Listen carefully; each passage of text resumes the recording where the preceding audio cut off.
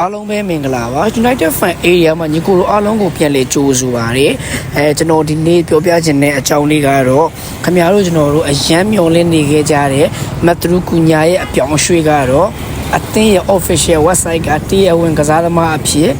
ဂျာစီနဲ့တကွာပုံနဲ့ official website ကနေတက်လာခဲ့ပြီလည်းဖြစ်ပါတယ်မတ်တရူကူညာကတော့ Manchester United အသင်းကို9နှစ်စာချုပ်အပေါင်းအပိုတစ်နှစ်ထပ်ဆောင်စာချုပ်ချုပ်ခွင့်ပေါ့နော်စုစုပေါင်း6နှစ်နဲ့ပြောင်းရွှေ့လာခြင်းလည်းဖြစ်ပါတယ်ကျောင်းနံပါတ်ကတော့ဘယ်ကျောင်းနံပါတ်ကိုဝတ်ဆင်မယ်ဆိုတာတော့အသင်းဘက်ကထုတ်ပြန်ထားခြင်းမရှိသေးဘူးပေါ့နော်ပြောင်းရွှေ့ကြီးကတော့ပေါင်62.5 သန်းလို့လည်းသိရပါတယ်ညီကိုတို့ရောဒီအပြောင်းရွှေ့ပေါ်ကိုစိတ်ကြည်နှံမှုရှိကြလားrating ပေးမယ်ဆိုရင်တစ်ကနေ30ဆိုဘယ်လောက်ထိပေးခြင်းလဲညီကိုတို့ရဲ့အမြင်လေးကိုကျွန်တော်ကို sharing ပေးကြပါဦးနောက်ထပ်ရော Manchester United အသင်းကဘယ်ကစားသမားဘလူတွေရောက်ရှိလာအောင်မလဲပြီးတော့ Manchester United အသင်းရဲ့အထွက်မှာရောဘသူတွေဘယ်ချိန်မှာအသင်းကနေထွက်ခွာသွားမလဲနောက်ထပ်ကောစစ်လို့ရစရာကောင်းတဲ့Manchester United ကိုအပြောင်းရွှေ့ရဲ့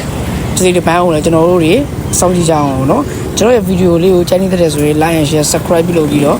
Facebook YouTube TikTok မှာဝင်အောင်အားပေးကြပါဦးညီကိုအားလုံးကိုကျေးဇူးတင်ပါတယ်